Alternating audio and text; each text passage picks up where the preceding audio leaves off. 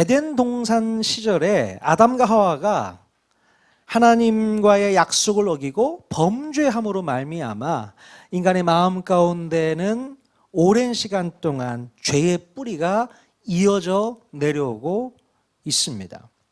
하지만 예수님께서는 십자가에 달려 죽으심으로 그 인간의 원죄를 용서해 주셨어요. 원죄를 용서받은 우리들은 다시금 하나님과의 깨어진 관계를 회복할 수 있게 되었고 그것으로 인해서 평화를 얻을 수 있게 되었습니다. 믿으십니까? 물론 인간의 마음에 있던 죄의 뿌리는 완전히 사라지지는 않았어요. 죄의 뿌리가 완전히 사라지지는 않아요. 그래도 다행인 것은 그 죄 때문에 받아야 했던 하나님의 심판과 하나님의 정죄를 예수 그리스도의 십자가 보혈로 극적으로 면할 수 있게 되었다는 사실입니다. 자, 그런데요, 하나님의 용서는 여기서 끝나지 않고 진정한 화해를 위해서 선물까지 주시게 되는데 그 선물이 뭐라고 했습니까? 맞습니다. 바로 내 안에 찾아와 주신 성령님이시죠. 성령님께서 우리 마음 가운데 내주하심으로 진정한 화해가 이루어지게 되었고 하나님과 친밀한 관계가 다시 만들어지게 되었다는 것입니다. 성령님이 내 안에 들어와 계시니 이제는 하나님과 평화를 누릴 수 있게 되었다는 얘기죠. 자, 그런데요, 하나님의 용서와 화해의 복음이 너무 좋기는 한데 그 전에 우리의 마음을 매우 불편하게 하는 말씀을 우리 지난주에 잠깐 읽어보았습니다. 어떤 말씀이었나? 사도행전 2장 38절 말씀 같이 한번 읽어보겠습니다. 시작. 베드로가 이르되 너희가 회개하여 각각 예수 그리스도의 이름으로 침례를 받고 죄 사함을 받으라. 그리하면 성령의 선물을 받으리니. 아멘. 자, 하나님께서는 화해의 의미로 성령이라는 선물을 준비하고 계시는데 단 한 가지의 조건이 있음을 지난주에 살펴보았어요. 무슨 조건이 필요하다고 했습니까? 바로 죄인된 우리가 죄인됨을 인정하고 회개의 마음과 액션을 취해야 된다는 것이죠. 회개해야 한다는 것입니다. 이 조건이 성립되어야만 하나님의 용서와 하나님의 화해도 내 것이 될 수 있는 것이죠. 그러나 내 마음으로부터 회개하려는 의지가 없다면 예수님의 십자가 대속은 무효가 되고 또 하나님과의 화해도 없고 구원도 사라지게 되는 것입니다. 이게 무서운 거죠. 자, 다시 설명해 본다면 하나님께서 베풀어 주신 용서를 우리 인간이 회개함으로 받아들일 때에 구원이 이루어지게 된다는 것입니다. 즉 하나님의 용서와 인간의 회개가 만나는 지점에서 바로 구원이 이루어진다는 것을 깨달을 수 있길 바랍니다. 자, 근데 여기서 오해하지 말아야 될 것은 인간의 회개가 구원을 만들어내는 절대적인 조건은 아닙니다. 우리가 회개를 하지 않으면 구원을 경험할 수 없기 때문에 회개가 무척 중요한 부분이긴 하지만 그렇다고 해서 우리의 회개가 구원의 원인은 될 수 없습니다. 누가 뭐라 해도 구원의 원인은 무엇일까요? 바로 하나님의 용서. 하나님의 용서이고 그 용서를 우리 인간이 감사한 마음으로 회개를 통해서 받아들일 때에 구원이 이루어지게 된다는 것 기억해야 되는 것입니다. 이렇게 일단은 구원이 어떻게 이루어지게 되는지 그 과정에 대해서 우리는 알고 있어야 되는 것이죠. 예수님께서 십자가에 달려 죽으심으로 우리가 죄 용서를 받은 것으로 구원이 성립되었다고만 믿으면 잘못 믿고 있는 거예요. 반밖에 못 믿고 있는 것입니다. 물론 중요합니다. 하지만 더 중요한 것은 그 사실을 내 마음 가운데 믿고 회개함으로 나아가야 된다는 것이죠. 반드시 우리가 죄를 회개하는 액션이 있을 때에 구원은 이루어지게 될 줄로 믿습니다. 우리가 믿지 않는 사람들에게 복음을 전할 때가 있잖아요.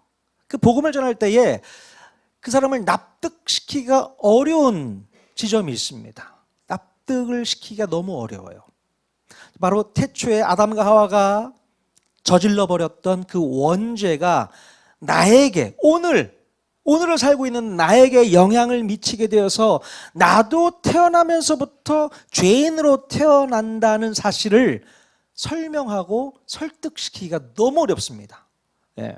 자기 자신은 지금까지 큰 죄를 저질러 본 적도 없고 남에게 패 끼치지 않으면서 그냥 착하게 살아왔는데 왜 자신에게 죄인이라는 프레임을 씌우냐는 거죠. 내가 무슨 죄인이야? 나는 죄진 적 한 번도 없는데 왜 나를 죄인이라고 하냐는 것이죠. 그러니까 자기 자신을 죄인이라고 인정하기가 너무 어렵습니다. 여러분 그러지 않으셨어요? 처음 예수 믿을 때 당신은 죄인입니다 하면 거부 반응이 생기잖아요. 무슨 소리야? 난 죄 한 번 짓고 살아본 적도 없어. 예? 이런 분들 많이 있잖아요. 자, 이런 분들에게 이런 질문을 한번 드려보면 어떨까요? 잘 한번 들어보십시오.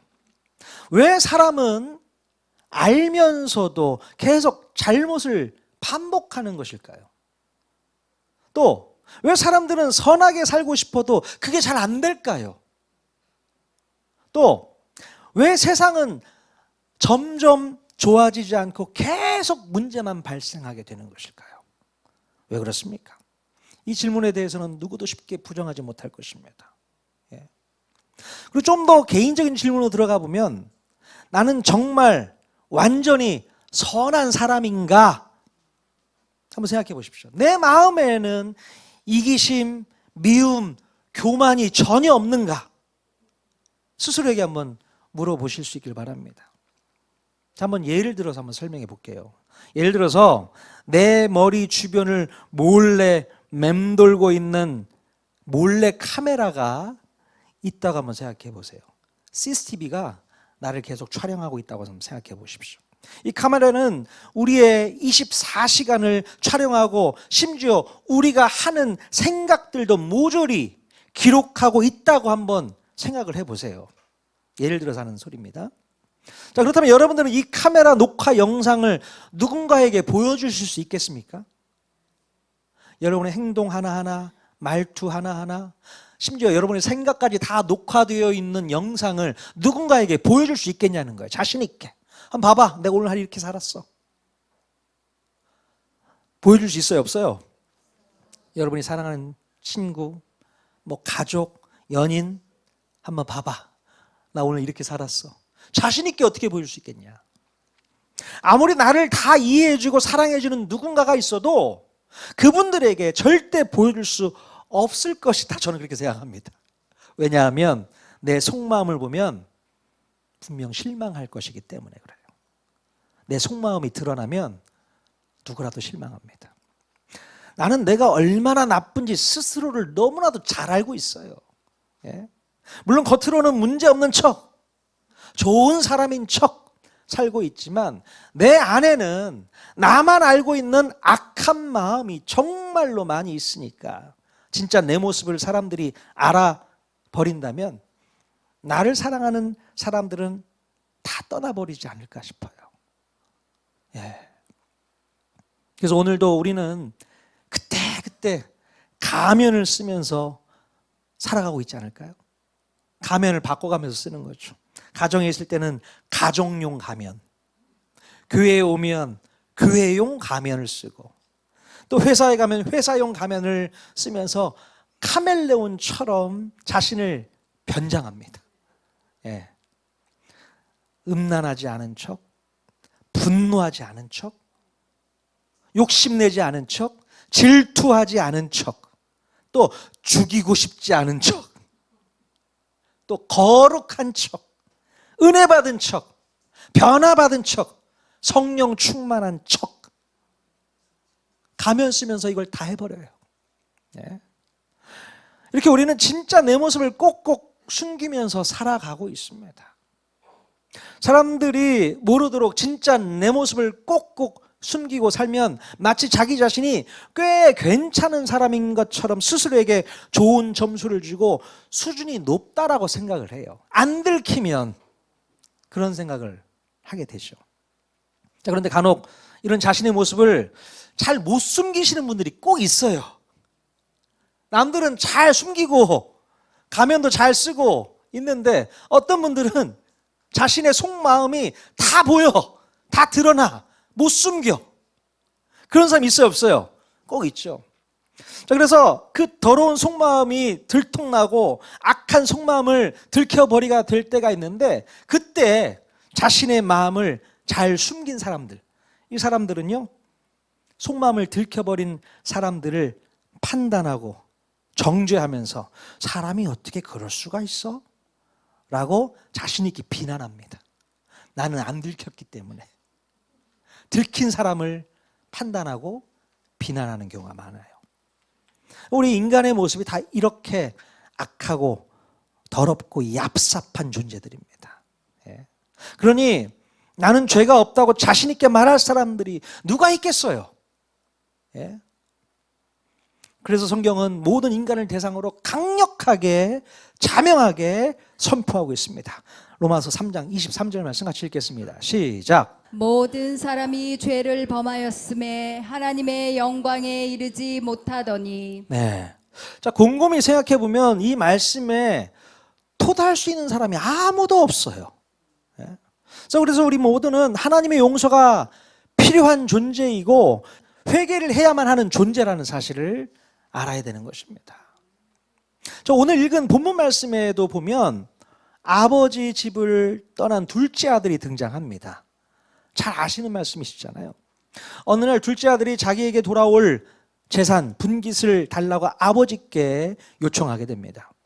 아버지는 어쩔 수 없이 두 아들들에게 분깃을 나눠주게 돼요. 며칠 후에 이 둘째 아들은 재물을 다 가지고 먼 나라로 떠나게 되었고 그곳에서 허랑방탕하게 낭비하면서 소진하게 됩니다. 뭐 돈 쓰는 거 금방이에요. 그죠? 자, 그런데 하필 그날에 흉년이 들어버려요. 흉년이 들게 되고 비로소 가지고 있던 돈이 다 소진된 뒤에 배고픔을 느끼게 됩니다. 자, 가진 돈도 다 떨어졌고 친구들도 다 떨어져 나갔고 또 먹고는 살아야 되겠기에 어쩔 수 없이 무슨 일을 합니까? 돼지 치는 일을 하게 돼요. 여러분, 유대인들은요, 돼지 치는 일을 되게 혐오스럽게 생각합니다. 그래도 뭐라도 해야 되니 그 혐오스러운 일을 하게 되었던 것이죠. 자, 너무 배가 고파서 돼지 사료로 배를 채우려고도 했지만 그마저 넉넉하지를 못했던 거예요. 너무 배가 고픈 것이죠. 자, 둘째 아들은 정말로 죽을 것 같은 현실적인 상황에서 누가 생각났을까요? 바로 아버지가 생각났고요. 또 그 집에서 풍족하게 먹고 사는 품꾼들이 생각이 났습니다. 자, 누가복음 15장 17절 말씀 같이 한번 읽어보겠습니다. 시작. 이에 스스로 돌이켜 이르되 내 아버지에게는 양식이 풍족한 품꾼이 얼마나 많은가.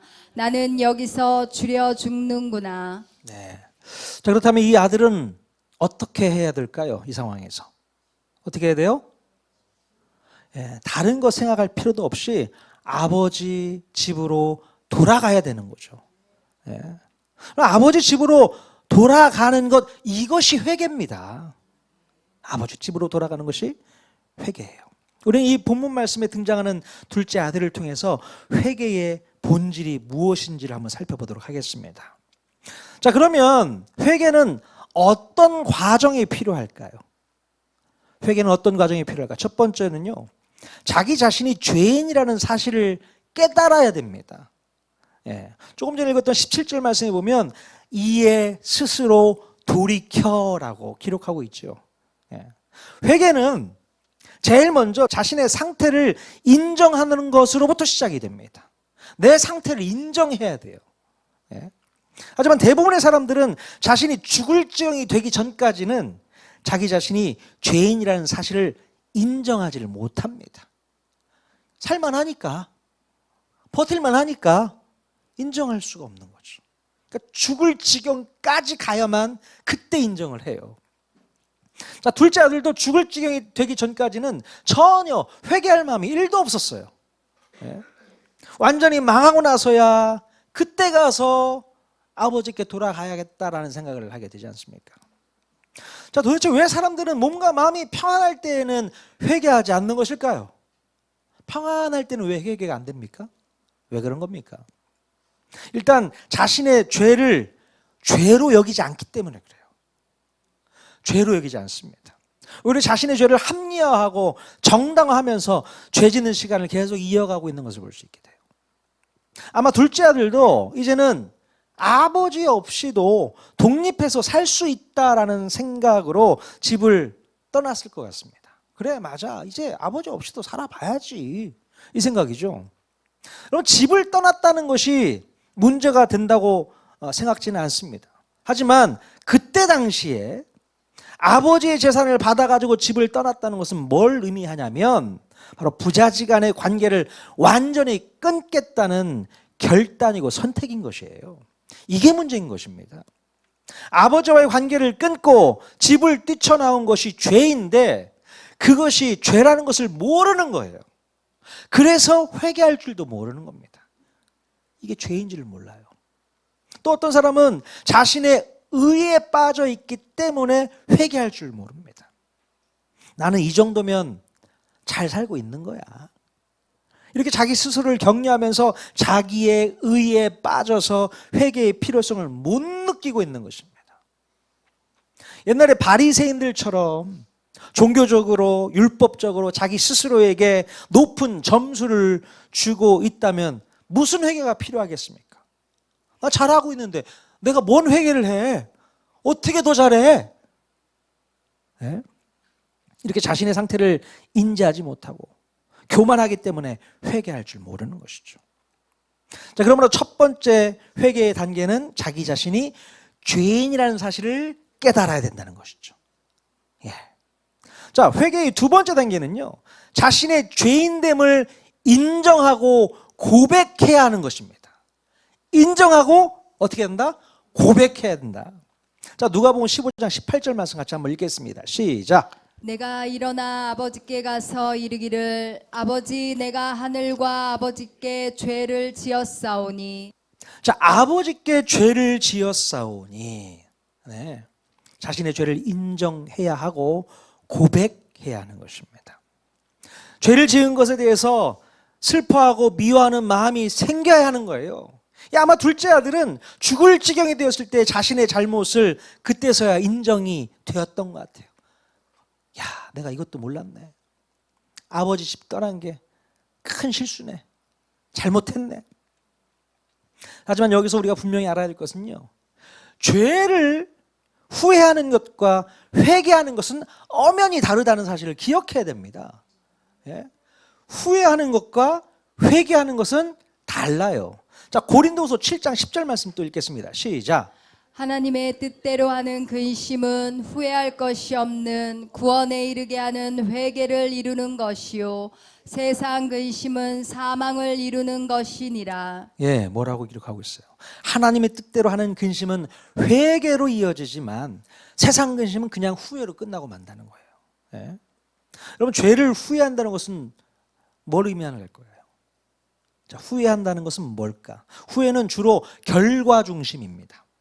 네? 자신의 죄를 남들에게 들켜서 부끄럽기 때문에 괴롭고 고통스럽고 또한 손해를 받기 때문에 속상하고 상황이 나빠졌기 때문에 마음이 무거운 것, 이게 후회인 것입니다. 이것이 바로 후회하는 마음이죠. 자, 후회는 왜 이런 결과가 나에게 생겨버렸지가 중심이 되는 것이죠. 자, 그래서 후회만 하는 사람은 죄 자체에 대해서는 여전히 끌리는 마음이 있어요. 또 언제라도 죄를 지을 수 있는 마음이 있는 것이죠. 상황만 바뀌게 되면 또다시 반복하게 되고 하나님은 절대 안중에도 없습니다. 내 손해에만 집중을 하게 되는 것이죠. 대표적인 모습이 예수님의 제자 가운데 누가 있어요? 예, 가룟 유다가 있지 않습니까? 후회는 했어요.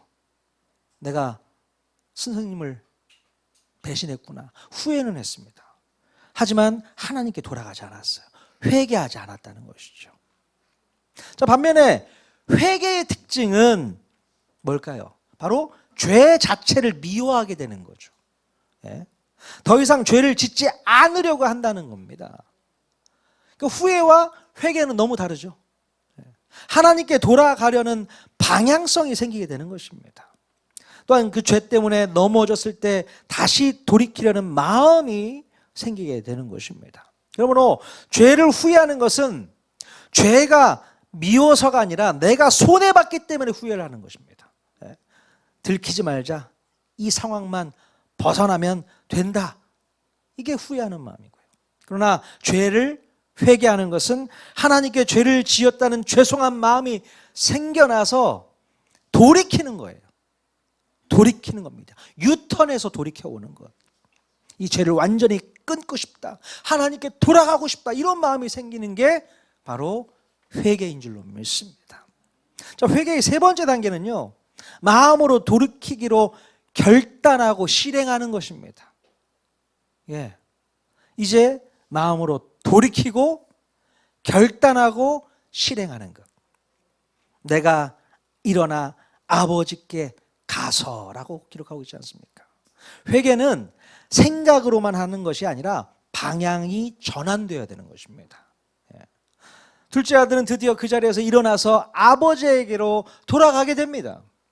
아버지에게로 돌아간다는 의미는 다시금 관계를 회복하는 것을 의미하는 것이잖아요. 관계가 회복될 수 있는 것입니다. 물론 둘째 아들 자신은 관계 회복을 위해서 돌아가겠다고 한 것은 아니지만 아들을 기다리고 있었던 아버지는 아들이 돌아오기만 하면 다시 관계 회복을 추진할 계획을 다 갖고 계셨던 거예요. 예. 자, 사도행전 26장 20절 말씀 같이 한번 읽어보겠습니다. 시작. 회개하고 하나님께로 돌아와서 회개에 합당한 일을 하라. 회개하고 하나님께 돌아와서 회개에 합당한 일을 하라고 말씀하고 있어요. 그럼 회개에 합당한 일이란 뭘까요? 뭘 말하는 것입니까? 단순히 마음으로만 잘못했습니다 외치고 끝나는 것을 넘어서서 바로 삶의 방향과 행동이 실제로 바뀌는 것을 의미한 줄로 믿습니다. 그래서 회개는 단순히 감정으로 끝나는 것이 아니라 실천으로 이어지게 되어 있어요.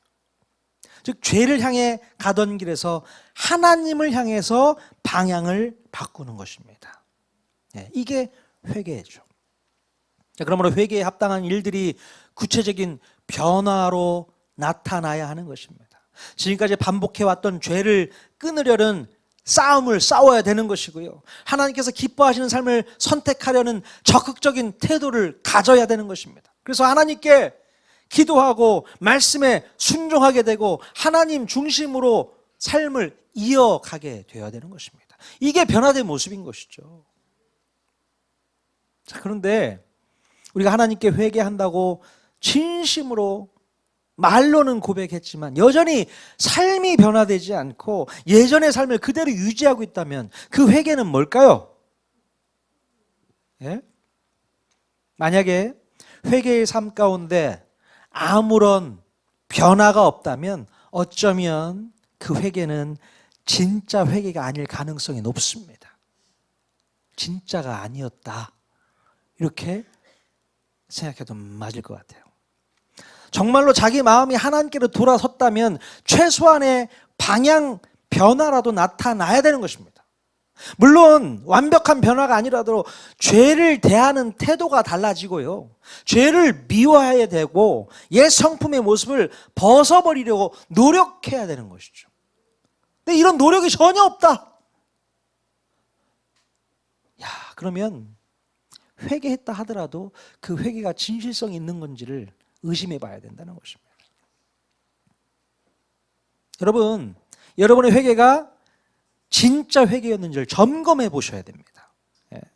진짜 회개가 이루어졌다면 나의 믿음의 태도가 작년과 올해의 모습이 달라지게 되고요. 또 올해와 내년의 모습이 달라져야 되는 것입니다. 변화가 이루어져야 돼요. 더 성숙으로 나아가야 되는 것입니다.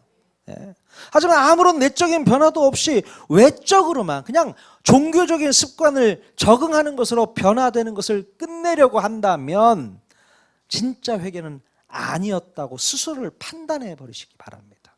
이거 회개 아니었구나. 뭐 교회에서 요구하는 그런 모든 것들을 내가 다 해냈다. 그러면 변화가 됐냐? 그게 아니라는 거예요. 교회에서 뭐 기도해야 됩니다. 말씀 봐야 됩니다. 성경 공부해야 됩니다. 뭐 봉사도 해야 되고 여러 가지 하라는 거 다 했어. 그럼 내가 변화됐다고 생각하는데 착각하지 마세요. 그럼 변화 아닙니다. 종교적으로만 율법적으로만 적응이 된 거지 삶이 변화된 건 아니잖아요. 인격이 변화돼야 되거든요. 성숙해져야 되거든요. 그게 안 된다면 회개 의심해 보셔야 됩니다. 제가 지난주에 충격적인 사건을 경험했어요. 무슨 일이 있었냐면 제가 매주 우리 김희자 집사님 탁구장에 가서 레슨을 받습니다. 요즘엔 좀 한다고 해요. 제가 몇 년 지났기 때문에 실력이 많이 붙었다고 생각을 하고 그러면서 좀 뭔가 이렇게 어깨에 힘도 들어가고 그래요. 근데 이제 지난주에 갑자기 그런 생각이 들더라고요. 내가 레슨을 받으면서 내 탁구의 폼이 좀 어떤가 그게 궁금해지더라고요. 세련되게 선수들처럼 이렇게 좀 잘 폼을 유지하고 있는지 그게 궁금했어요. 그래서 제 카메라를 이렇게 찍고 그 상황에서 탁구 연습을 했죠. 나중에 와서 그 영상을 봤는데요. 환장이야. 와, 어떻게 이렇게 이런 자세가 나오나. 내가 지금까지 탁구를 제대로 배우기나 했나? 할 정도예요. 집사님이 제 모습을 보면서 아무 말 안 하시거든요. 너무 죄송한 거예요. 지금까지 배워왔던 것이 뭔가. 자세가요, 정말 멋있게 나가야 되는데 막 이러고 뭐라고 표현할 수 없을 정도로 창피했습니다. 그리고 회개가 되더라고요. 나 뭐 하고 있었지? 너무 회개가 되는 거예요. 집사님께 회개가 됐습니다. 뭐야, 잘 하고 있는 줄 알았더니 형편없어요. 어디 가서 명함도 못 내밀겠는 거야. 이런 자세로 무슨 탁구를 쳤다고. 그래서 그 다음날 가기 전에 연습을 좀 했죠. 자세가 이렇게 하니까 이런 자세가 나오더니 내가 좀 교정을 해야겠다. 이렇게 생각을 했어요. 그리고 그 다음날 가서 또 열심히 배웠죠. 그때도 또 찍어봤습니다. 그랬더니 폼이 달라졌어요. 우리 집사님이 목사님 하루 사이에 많이 달라지셨네요. 그렇게 얘기를 하시더라고요. 저는 이 사건을 통해서 뭘 경험하게 됐냐면 자신의 모습을 볼 필요가 있겠다는 생각을 하게 되었어요. 여러분, 이게 회개라고 생각합니다. 내 모습을 내가 봐야 돼요. 그래야만 교정이 가능하거든요. 근데 스스로의 모습을 보지 못하면 절대 교정되지 않습니다. 절대 바뀌지 않습니다. 변화되지 않아요. 그냥 내가 잘하고 있는 줄로만 생각하는 거예요. 나 잘하고 있잖아. 아니요. 카메라 한번 찍어 드려 볼까요? 변화는 무슨 변화예요? 정말 회개가 필요한 순간이죠. 우리의 회개는 하나님 말씀으로 나 자신을 비춰봐야 되는 겁니다. 하나님 말씀이 기록된 대로 내가 살고 있는지 그렇지 못한지를 비춰보면 딱 나오거든요.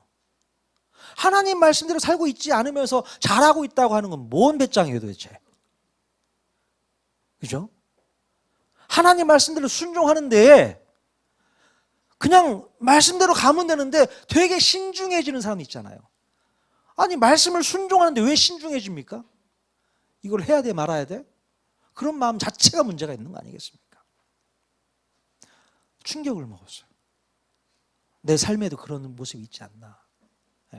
진정한 회개가 하나님 앞에 이루어지고 있는지 돌아볼 필요가 있는 것이죠. 자, 이렇게 우리의 죄를 회개하고 방향을 전환해서 주님께로 이제 나아가게 된다면, 그러면 우리는 어떤 복을 받게 될까요? 어떤 복을 받게 되겠습니까? 자, 누가복음 15장 22절에서 23절까지 말씀 같이 한번 읽어보겠습니다. 시작. 아버지는 종들에게 이르되 제일 좋은 옷을 내어다가 입히고 손에 가락지를 끼우고 발에 신을 신기라. 그리고 살진 송아지를 끌어다가 잡으라. 우리가 먹고 즐기자. 네. 자, 본문에서 보면 아들을 기다리던 아버지는 돌아온 둘째 아들을 어떻게 대했습니까?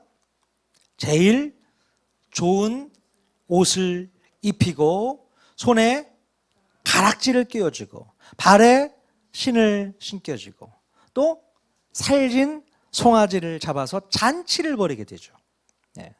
자, 이 모습은 바로 회개의 결과로 주어지는 복을 상징하고 있는 것입니다. 예. 다시 아들로 인정해주는 신분의 회복을 의미하고요. 또 아버지와의 사랑을 받게 되는 관계의 회복을 의미하게 되는 것이고, 또 잔치와 즐거움을 통해서는 기쁨의 회복을 의미하고 있습니다. 세 가지 회복을 말씀드렸어요. 신분의 회복, 또 관계의 회복, 기쁨의 회복입니다. 자, 본문 24절에서는 회개하고 돌아온 자녀들을 바라보시면서 하나님을 떠난 죄인이 회개를 하고 돌아오는 것이 무슨 의미인지를 설명하고 있습니다. 자, 누가복음 15장 24절 같이 읽겠습니다. 시작. 이 내 아들은 죽었다가 다시 살아났으며 내가 잃었다가 다시 얻었노라. 예, 아버지의 마음이에요. 회개는 단순한 반성이 아니라 죽음에서 생명으로 옮겨진 사건이고요. 잃어버림에서 다시 찾게 된 회복으로 나아가는 기적의 사건을 의미합니다. 예, 이렇게 다시 찾게 된 자녀들을 바라보시면서 우리 하나님이 얼마나 기쁘셨을까요? 예. 자, 그렇다면 반대로 끝까지 회개하지 않을 때는 어떤 일이 벌어지게 될까요? 끝까지 버티시는 분들 있잖아요. 어떤 결과가 나타나게 될까? 오늘 본문에서 둘째 아들이 아버지께로 돌아오기 전에 상태가 계속될 겁니다. 예? 어떤 상태였어요? 궁핍하고 비참하고 늘 갈급한 마음과 공허한 마음이 떠나질 않습니다. 예? 회개하지 않으면 그 사람은 점점 더 하나님으로부터 멀어지게 되고 결국 영적으로 죽은 상태에 머물 수밖에 없는 것이죠. 예? 하나님과 단절되는 것입니다. 평강을 상실할 수밖에 없어요. 결국 심판으로 이어지게 되는 것입니다. 회개치 않으면 이럴 수밖에 없습니다. 사랑하는 우리 통하는 성도님들, 여러분, 회개는요 단순한 감정의 표현이 아니라 하나님께로 방향을 돌이키는 결단이며 삶의 변화로 이어지는 은혜의 시작인 줄로 믿을 수 있길 바랍니다. 우리는 스스로를 감추며 괜찮은 사람인 것처럼 살아가지만 하나님 앞에서는 결코 숨길 수 없는 죄인이라는 사실을 기억하셔야 됩니다. 그러나 그럼에도 불구하고 하나님께서는 우리를 정죄하시기보다는 기다려주시고 끝까지 돌아오기만을 바라고 계세요. 둘째 아들이 아버지께 돌아왔을 때에 책망과 꾸중이 아니라 반갑게 맞아주고 품어주고 회복시켜 주었던 것처럼 오늘 우리에게도 동일한 은혜가 준비되어 있는 줄로 믿습니다. 이제는 더 이상 미루지 마시고 후회에 머무르지 말고 하나님께로 돌이키는 참된 회개의 자리로 나아갈 수 있기를 바랍니다. 그때 우리의 삶에는 신분의 회복, 관계의 회복, 기쁨의 회복이 임하게 될 줄로 믿습니다. 오늘 이 시간이 하나님께로 돌아가는 바로 결단의 시간이 되시기를 주님의 이름으로 간절히 축원드립니다. 아멘.